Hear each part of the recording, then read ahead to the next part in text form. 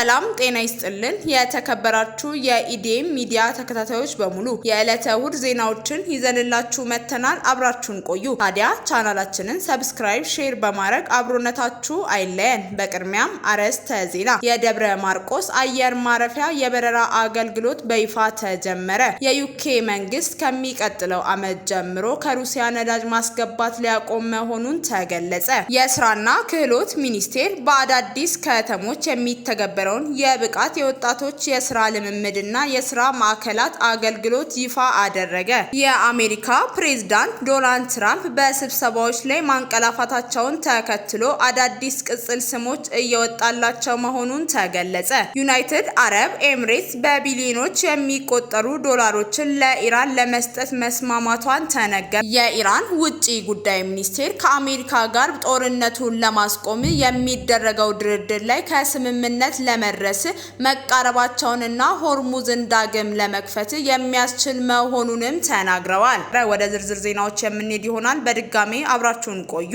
የደብረ ማርቆስ የአየር ማረፊያ የበረራ አገልግሎት በይፋ ተጀመረ። የሀገሪቱ የውስጥ በረራ ተደራሽነት ይበልጥ ለማስፋፋት እየሰራ የሚገኘው የኢትዮጵያ አየር መንገድ ወደ ደብረ ማርቆስ ከተማ የሚደረገውን የቅድመ ምረቃ በረራ ዛሬ ሰኔ 6 ቀን 2018 ዓ.ም በይፋ መጀመሩን አስታውቋል። ይሄ አዲስ መዳረሻ የአየር መንገዱን የረጅም ጊዜ የአገልግሎት ማሻሻያና የማስፋፊያ ስትራቴጂ አካል መሆኑ የተገለጸ ሲሆን ተጓዦችን ከተለያዩ የሀገሪቱ ክፍሎች ጋር በቅርበት እንደሚያገናኝም ይጠበቃል ተብሏል። የበረራው አገልግሎት መጀመሩ በአካባቢው ነዋሪዎች፣ በነጋዴዎችና በአየር መንገዱ ሰራተኞች ዘንድ ከፍተኛ መነቃቃትና ደስታን ፈጥሯልም ተብሏል። ይፋዊ በረራ መጀመሩ በተለይም ለንግድና ኢንቨስትመንት አዳዲስ የኢኮኖሚ የልማት እድሎችን ይዞ እንደሚመጣ የታመነበት ሲሆን የክልሉን የቱሪዝም እንቅስቃሴን በከፍተኛ ደረጃ ያሳድጋልም ተብሏል።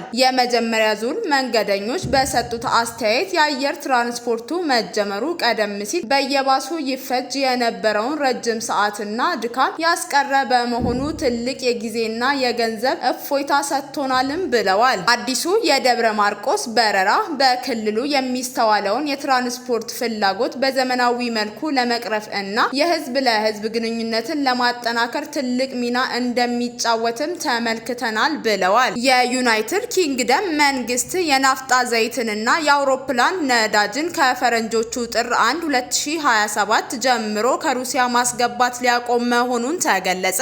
እስከ ጥር 2027 ድረስ ቀን የተቆረጠለት የነዳጅ እግዱ በዩክሬን ጦርነት ምክንያት ዩናይትድ ኪንግደም በሞስኮ ላይ የጣለችው ማዕቀብ አካል እንደሆነም ተገልጿል። የዩኬ መንግስት ባለፈው ግንቦት አዲስ ማዕቀቦችን ማስተዋወቁን ተከትሎ በሶስተኛ አገር የተጣራውን የአውሮፕላን ነዳጅ ጨምሮ የሞስኮ ነዳጅ ዘይት ቀስ በቀስ ለማቆም እንዳሰበም ተናግረዋል። በዓለም አቀፍ የነዳጅ አቅራቦት ችግር ምክንያት ቀስ በቀስ ለማቆም ማሰባቸውንም ገልጸዋል። የንግድ ሚኒስቴር ክሪስ ብራይንት ይህ የመጨረሻ ቀን በሩሲያ ላይ ከፍተኛ ግፊትን እንደሚቀጥል ግልጽ ምልክት ነውም ብለዋል። የአገሪቱ መንግስት ምርቶቹን ለመላክ የሰጠው ጊዜያዊ ፍቃድ በየ2 ሳምንቱ ይገመገማልም ተብሏል። ይሄ የግምገማ ሂደት ፍቃዱ ከጥር 1 ቀን በፊት ሊሰረዝ እንደሚችልም ጠቁመዋል። ብራይንት ለህዝብ ተወካዮች ምክር ቤት ጊዜያዊ አጠቃላይ ፍቃዱን ለነዳጅና አውሮፕላን ነዳጅ በየ2 ሳምንቱ እንደምንገመግም እና ተገቢ ሲሆን ለማንሳት ቃል ገብቻለሁም ብለዋል። በመጨረሻም የዩኬ መንግስት ከሚቀጥለው ዓመት ጀምሮ ከሩሲያ ነዳጅ ማስገባት እንደምታቆምም ገልጻለች።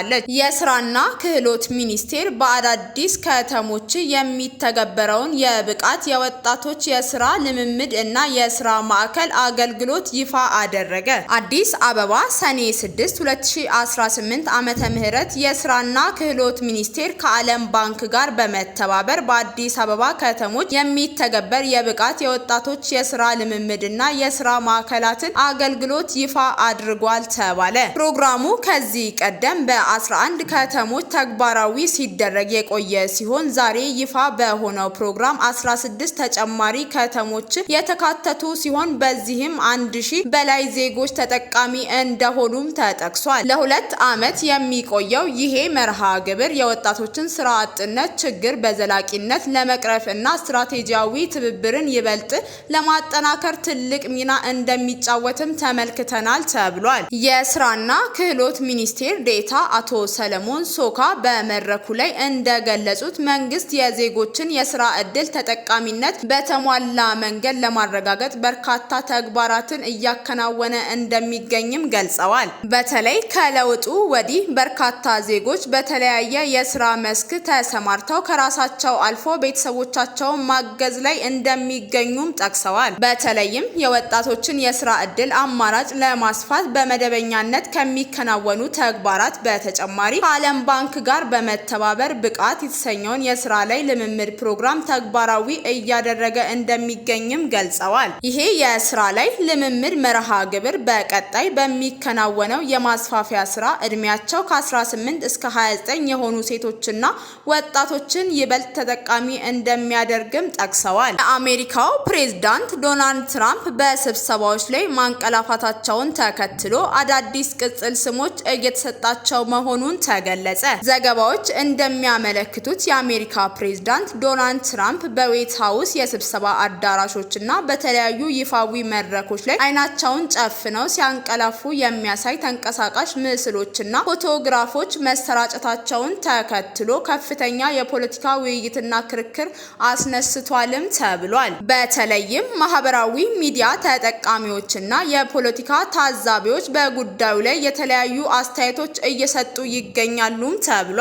በቅርቡ በዌት ሃውስ በተካሄደ የካቢኔ ስብሰባ ላይ የውጭ ጉዳይ ሚኒስቴር ማርኮ ሩቢዮ ስለ ቀጠናዊ የውጭ ፖሊሲ ንግግር በሚያደርጉበት ወቅት ፕሬዝዳንቱ ለተወሰነ ደቂቃዎች አይናቸውን ጨፍነው በመቀመጣቸው ተችተው ቀደም ሲል ለጆ ባይደን የሰጡት የነበረውን እንቅልፎ ጆ የሚለውን ስም ወደ እንቅልፎ ዶናልድ በመቀየር አዳዲስ የፌስ ቅጽል ስሞችን እየሰጧቸው ይገኛሉም ተብሏል። ፕሬዝዳንት ዶናልድ ትራምፕ በጉዳዩ ላይ በሰጡት ምላሽ በስብሰባዎች ላይ አልተኛሁም፣ ይልቁንስ አይኖቼን እያሳረፍኩ ነበር በማለት የቀረበውን ክስ አስተባብለዋልም ተብሏል። አክለውም ጤናቸው ፍጹም በጥሩ ሁኔታ ላይ እንደሚገኝና ብርቱ መሆናቸውንም ገልጸዋል። በእጃቸው ላይ ስለሚስተዋለው የቁስል ወይም የደም መቁጠሪያ ምልክት ሲጠየቁ ደምን ለማቅጠን የሚወስዱት ስፕሪን ከፍተኛ በመሆኑ ምክንያት በቀላሉ የሚፈጠር ምልክት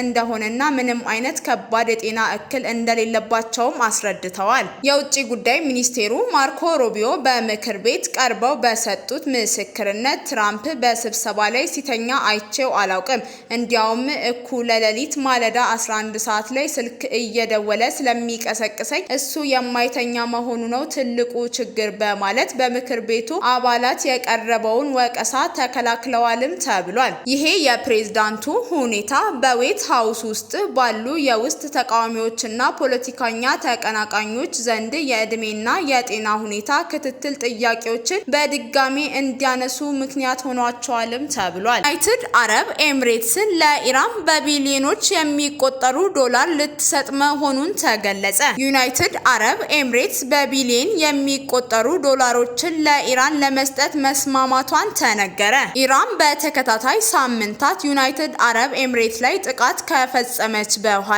እርምጃ የፖሊሲ ለውጥ ነው ስትል ገልጻለችም ተብሏል። ዩናይትድ አረብ ኤምሬትስ ውሳኔ የተሰማው ቴህራንና ዋሽንግተን ጦርነቱን ለማስቆም እያደረጉት ያለው ድርድር ላይ ከመግባባት መድረሳቸውን ከተገለጸ በኋላ መሆኑንም ተነግሯል። ለንግግሩ ቅርበት ያላቸው ዲፕሎማቶች እና የዩናይትድ አረብ ኤምሬትስ ለኢራን የምትሰጠው በ10 ቢሊዮኖች የሚቆጠር ዶላር የአሜሪካን ማዕቀብ ተከትሎ በተለያየ የውጭ አገር ባንኮች እንዳይንቀሳቀሱ የተደረጉ ከነዳጅ ዘይት ሽያጭ የተገኙ ገቢ ናቸውም ተብሏል። ሁለቱ የቀጠናው ምንጮች ለሮይተርስ እንደተናገሩት ዩናይትድ አረብ ኤምሬትስ 10 ቢሊዮን ዶላር ለመስጠት የተስማማች ሲሆን ከ3 ቢሊዮን በላይ የሚሆነው አስቀድማ ማስተላለፏንም ገልጻለች። ሁለት የቀጠናው ምንጮች ለሮይተርስ እንደተናገሩት ዩናይትድ አረብ አረብ ኤምሬትስ 10 ቢሊዮን ዶላር ለመስጠት የተስማማች ሲሆን ከ3 ቢሊዮን ብር በላይ የሚሆነውን ቀድማ ማስተላለፏን ገለጹ። ሁለት ጉዳዩን የሚያውቁ ምንጮች ደግሞ ዩናይትድ አረብ ኤምሬትስ የምትሰጠው ገንዘብ በአጠቃላይ 20 ቢሊዮን ዶላር እንደሆነም ተናግረዋል። ስምምነቱ ኢራን ዩናይትድ አረብ ኤምሬትስ ላይ ጥቃት ላለመፈጸም መስማማቷን ተከትሎ የተደረሰ መሆኑን ጨምረው አስታውቀዋል። አንድ የመረጃ ምንጭ በበኩላቸው ለቴሄራን 3 ቢሊዮን ዶላር በመጀመሪያ ዙር ሰጥተዋታል ብለዋል። ሮይተርስ እንደዘገበው ገንዘቡ የዩናይትድ አረብ ኤምሬትስ ይሁን ወይንም በዩናይትድ አረብ ኤምሬትስ ባንኮች የተቀመጠና እንዳይንቀሳቀስ እገዳ የተጣለበት ማረጋገጥ እንዳልተቻለም ገልጸዋል። የዩናይትድ አረብ ኤምሬትስ ውጪ ጉዳይ ሚኒስቴር በበኩላቸው ዘገባውን ውድቅ አድርገውታል። 3 ቢሊዮን ዶላር ሰጥታለች የሚለው መረጃ ሙሉ በሙሉ አጣጥለውታልም ተብሏል። እነዚህ ክሶች ሙሉ በሙሉ ሐሰትና መሰረተ ቢስ መሆናቸውንም አረጋግጠዋል። የታገደ የኢራን ገንዘብ በተባበሩት አረብ ኤምሬትስ በኩል አልተለቀቀም፣ አልተላለፈም ወይንም አልተመቻቸም። የዩናይትድ አረብ ኤምሬትስ መግለጫ ተጨማሪ ያለው ነገርም የለም ተብሏል። ከዚህ ቀደም ሮይተርስ ስለ ገንዘብ ዝውውሩ ዩናይትድ አረብ ኤምሬትስ ባለስልጣንን ሲጠይቁ አገራቸው ውጥረትን ለማርገብና ሰላም ለማምጣት እየሰራች መሆኑን ተናግረው እንደነበርም ገልጸዋል። ጦርነቱን ለማስቆም የሚደረገው ስምምነት ሆርሙዝን ዳግም ለመክፈት ያስችላል አለች። የኢራን ውጪ ጉዳይ ሚኒስቴር ከአሜሪካ ጋር ጦርነቱን ለማስቆም የሚደረገው ድርድር ላይ ከስምምነት ለመድረስ መቃረባቸውንና ሆርሙዝን ዳግም ለመክፈት የሚያስችል መሆኑንም ተናግረዋል። ሰይድ አባስ አራጋቺ ለሀገር ውስጥ ቴሌቪዥን እንደተናገሩ ስምምነቱ ወደ ኢራን ወደቦች የሚደረግ እንቅስቃሴ ላይ የተጣለውን እገዳም እንዲነሳ ያደርጋል ብለዋል። ነገር ግን ኢራን የኒውክሌር ፕሮግራም ላይ የሚደረገው ድርድር ከዚህ በኋላ እንደሚጀመርም አስታውቃለች። የአሜሪካ ባለስልጣናት የስምምነቱ የተወሰኑ ዝርዝሮችን እውነተኛ መሆናቸውን ያረጋገጠው የኢራን ምጣኔ ሀብታዊ ተጠቃሚነት ቴሄራን ግዴታዎቿን በማክበር ላይ የተመሰረቱ ናቸውም ብለዋል። የኢራን ጦርነት የተጀመረው የካቲት 21 2018 ዓመተ ምህረት እስራኤል እና አሜሪካ ድብደባ ከፈጸሙባት በኋላ መሆኑንም ተገልጿል። ከዚህ በኋላ የዓለም 1/5 የነዳጅ ዘይትና የተፈጥሮ ጋዝ ማስተላለፊያ የሆነው የሆርሙዝ ወሽመጥ ሙሉ በሙሉ ተዘግቶ መቆየቱንም ገልጸዋል። በሚያዝያ ወር በሁለቱ አገራት መካከል የተኩስ አቁም ቢደረስም ኢራንና አሜሪካ ይህንን ሳምንት ጨምሮ አንዳቸው ሌላኛቸው ላይ ድብደባ ፈጽመዋልም ተብሏል። የአሜሪካ ፕሬዝዳንት ሐሙስ ዕለት ኢራን ላይ ለመፈጸም ታቅዶ የነበረውን ጥቃት መሰረዛቸውንም ተናግረዋል። ይሁን እንጂ የጋራ ውሳኔ ላይ አልደረስንም ካሉ በኋላ ለአሁኑ መጠበቅ ይኖርብናል፣ ስምምነቱ ከጸደቀ ከርቀት ይፈረማል ሲሉም አክለዋል። እስራኤል በአሜሪካና ኢራን ስምምነት ውስጥ ተሳታፊ እንዳልሆነችም ተገልጿል። ለዓመታት ኢራን በምዕራባውያን የኒውክሌር ጦር መሳሪያ ልትገነባ ነው የሚል ወንጀል ሲቀርብባት መቆየቱንም አክለዋል። ኢራን በበኩሏ ፕሮግራሙ ለኤሌክትሪክ ኃይልና ለምርምር አገልግሎት ብቻ የሚውል ነው በማለት ስታስተባብል እንደነበርም ተገልጿል። ፕሬዝዳንቱ ሊፈጽሙት የነበረውን ጥቃት ለምን እንደሰረዙ ሲያስረዱ ተደራዳሪዎች ሊፈረም የሚችል ስምምነት ላይ መድረሳቸውንም ገልጸዋል። አርብ ዕለት የኢራን መገናኛ ብዙሃን ሁለቱ አገራት የሚደራደሩባቸውን ባለ 14 ነጥብ ሰነድ ውስጥ የተወሰነውን አጋርተዋልም ተብሏል። ትራምፕ ግን ከተስማማንባቸው ነጥቦች ጋር ምንም ግንኙነት የላቸውም እንዲሁም ከእውነታው ጋር ምንም ትስስር የለውም ሲሉ ውድቅ አድርገውታልም ተብሏል። ከጥቂት ሰዓታት በኋላ ደግሞ አደራዳሪዋ ፓኪስታን ጠቅላይ ሚኒስትር ሼህ ባዚ ሻሪፍ ሁለቱ አገራት እየተነጋገሩበት ያለው የመግባቢያ ሰነድ ላይ ከስምምነት ተደርሷል፣ የመጨረሻው ጉዳዮች ብቻ እየተጠበቁ እንደሆኑም ገልጸዋል።